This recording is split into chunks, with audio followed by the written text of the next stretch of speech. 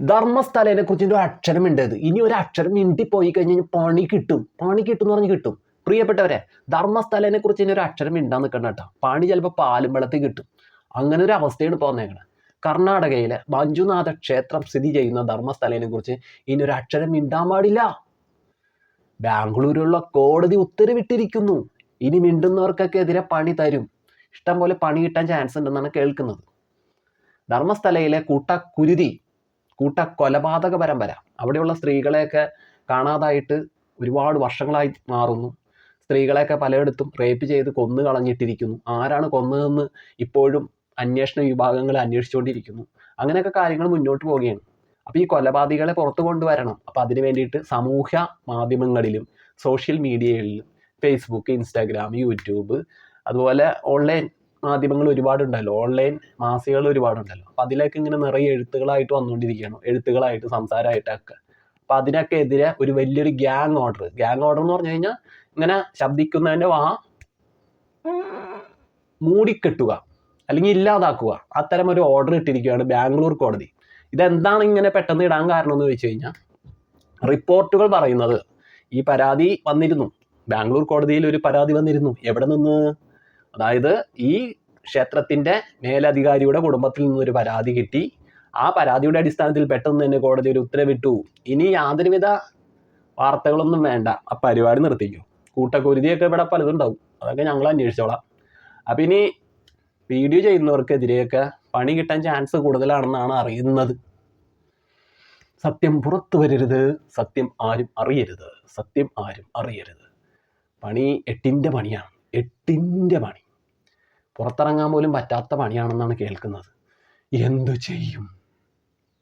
അപ്പം വേണ്ട, കയ്യിൽ ഇതിങ്ങനെ എണ്ണുന്ന സാധനമില്ലേ, തുട്ട് പണമുണ്ടെങ്കിൽ എന്തും സാധ്യമാണ്, പണമില്ലെങ്കിൽ ഒന്നും സാധ്യമല്ല. പണമെറിഞ്ഞാൽ കടലിന് മുകളിലൂടെ പരുന്ത് പറക്കില്ല എന്നൊരു പഴഞ്ചൊല്ലി പണ്ടാരണ്ടോ പറഞ്ഞിട്ടുണ്ട്. പണത്തിനു മീതെ അത് തന്നെ സാധനം.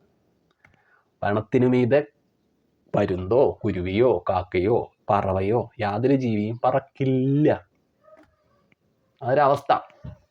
അപ്പം അങ്ങനെ ഒരു ഓർഡർ വന്നിട്ടുണ്ട്.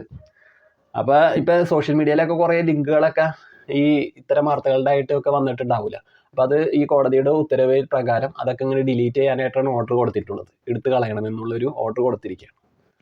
ഈ ഓർഡറിനെ പറ്റി കേട്ടപ്പോൾ തന്നെ എനിക്ക് ആദ്യം കത്തിയതില്ലേ, സന്ദേശം സിനിമയിൽ ശ്രീനിവാസൻ പറയുന്ന ഡയലോഗാണ്. പോളണ്ടിനെ പറ്റി ഒരു അക്ഷരം മിണ്ടരുത്, അതെനിക്കിഷ്ടമല്ല, മിണ്ടരുത്, മിണ്ടിപ്പോകരുത്, എനിക്കിഷ്ടമല്ല. പോളണ്ട് എന്താ ഇയാളുടെ എന്നൊക്കെ ചോദിക്കല്ലോ ജയറാമൻ. അപ്പോൾ വീണ്ടും ശ്രീനിവാസൻ പറയുന്നു, പോളണ്ടിനെ പറ്റി ഒരു അക്ഷരം മിണ്ടരുത് എന്ന് പറഞ്ഞാൽ മിണ്ടരുത്. ആ ഒരു അവസ്ഥയാണ്. അതായത് ഇവിടെ ചോദ്യം ചെയ്യാനൊന്നും ആരുമില്ല, ഇവിടെ നേര് കണ്ടെത്തണമെന്നൊന്നും ആർക്കും ഒരു ചിന്തയും ഇല്ല. സത്യം ഇവിടെ പാടില്ല, വിജയിക്കരുത്.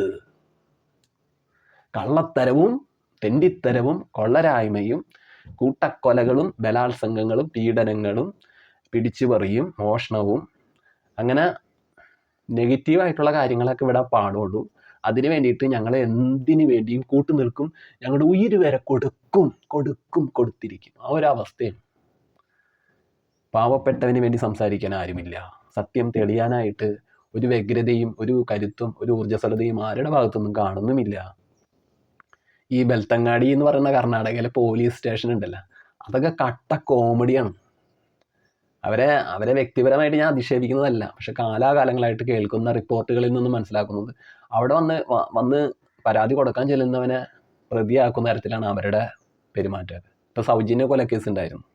അന്ന് സൗജന്യയുടെ മാതാപിതാക്കൾ ഇതേപോലെ പോലീസ് സ്റ്റേഷനിൽ പരാതിയായിട്ട് ചെന്ന് കഴിഞ്ഞപ്പോൾ അവരെ ആട്ടിപ്പായച്ചു, ചീത്ത പറഞ്ഞു, നോക്കട്ടെ എന്നൊക്കെ പറഞ്ഞ് ഇങ്ങനെ വലിപ്പിച്ചുകൊണ്ടിരുന്നു. ദിവസങ്ങൾ ഇങ്ങനെ നീട്ടി വലിച്ചു കൊണ്ടുപോയി ആ കേസ് ഒരു തുമ്പും ഇല്ലാണ്ടാക്കി. പിന്നീട് അത് CBI ഏറ്റെടുത്ത് CBIയും കട്ട കോമഡിയായിരുന്നു. സൗജന്യ കൊല്ലപ്പെട്ട സമയത്ത് സൗജന്യയുടെ ശരീരത്തിൽ നിന്ന് കിട്ടിയ സ്രവങ്ങളൊക്കെ കൃത്യമായിട്ട് ഫോറൻസിക് പരിശോധനയ്ക്ക് അയക്കാനൊന്നും ഇവർ താല്പര്യം കാണിച്ചില്ല. സമയമൊക്കെ എടുത്ത് വലിപ്പിച്ച് നീട്ടി ആ പരിശോധന ദുർബലമാക്കി കളഞ്ഞു.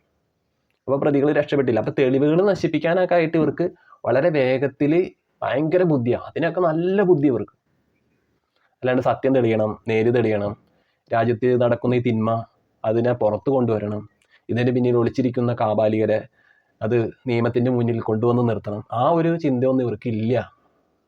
മൊത്തത്തിലൊരു ഡാർക്ക് കോമഡി അതിങ്ങനെ തുടർന്നുകൊണ്ടിരിക്കുകയാണ്. എന്തല്ലേ, എത്ര സ്ത്രീകൾ അവിടെ കാണാതായിരിക്കും. അവരുടെ തിരോധാനം ഇതുവരെയും കണ്ടെത്തി അന്വേഷിച്ച് കൃത്യമായിട്ട് അതിനൊരു നിയമത്തിൻ്റെ മുന്നിൽ കൊണ്ടുവരാനോ അവരെ തട്ടിക്കൊണ്ടുപോയത് ആരാണെന്ന് അന്വേഷിക്കാനോ ആർക്കും ഒരു താല്പര്യവുമില്ല. നിങ്ങളുടെ മകള് നഷ്ടപ്പെട്ടിട്ടുണ്ടെങ്കിൽ അത് നിങ്ങൾക്ക് വന്നിരിക്കുന്ന എന്തെങ്കിലുമൊക്കെ ഒരു ശാപമായിരിക്കും. അല്ലാതെ അത് തട്ടിക്കൊണ്ടുപോയവനൊന്നും അന്വേഷിച്ച് ഞങ്ങൾക്ക് പോകാൻ നേരമില്ല. അതൊക്കെ അങ്ങനെ കിടക്കും. മനുഷ്യനായി എന്തെങ്കിലും ഒരിക്കലും ഇല്ലാതായി പോകും. അതങ്ങനെ കിടക്കും. പൈസ ഉള്ളവനാണെങ്കിൽ ഞങ്ങൾ എന്ത് ചെയ്തു കൊടുക്കും, പൈസക്കാരനാണെങ്കിൽ എന്ത് ചെയ്യും, നിയമത്തിൽ പിടിപാടുള്ളവനാണെങ്കിൽ ഞങ്ങൾ എന്ത് ചെയ്തു കൊടുത്തിരിക്കും. അപ്പം അങ്ങനെയാണ് നിയമത്തിൻ്റെ പോക്ക്. നിയമത്തിനെ ഒരു ഫുട്ബോളാക്കി എടുത്തേക്കാണ്. എങ്ങോട്ട് വേണമെങ്കിലും തട്ടിക്കളിക്കാം. നീതി ദേവതയുടെ ഒക്കെ ഒരു കരുത്തിനെ അവർ കളിയാക്കിക്കൊണ്ടിരിക്കുകയാണ്. ഫുട്ബോളായിട്ട് നിയമത്തിനെ ഇങ്ങനെ തട്ടിക്കളിച്ചുകൊണ്ടിരിക്കുക. അങ്ങോട്ട് തട്ടും, ഇങ്ങോട്ട് തട്ടും, അങ്ങോട്ട് തട്ടും, ഇങ്ങോട്ട് തട്ടും, തട്ടോട് തട്ട്. അപ്പോൾ ഇതാണ് അവസ്ഥ. ഈ വിഷയത്തെക്കുറിച്ച് പ്രിയപ്പെട്ടവർക്ക് എന്താണ് മനസ്സിൽ തോന്നുന്ന നേരായിട്ടുള്ള മറുപടി എന്തെന്ന് വെച്ചാൽ അത് കമൻറ്റുകളായി അറിയിക്കൂ. Okay, Tata, bye bye.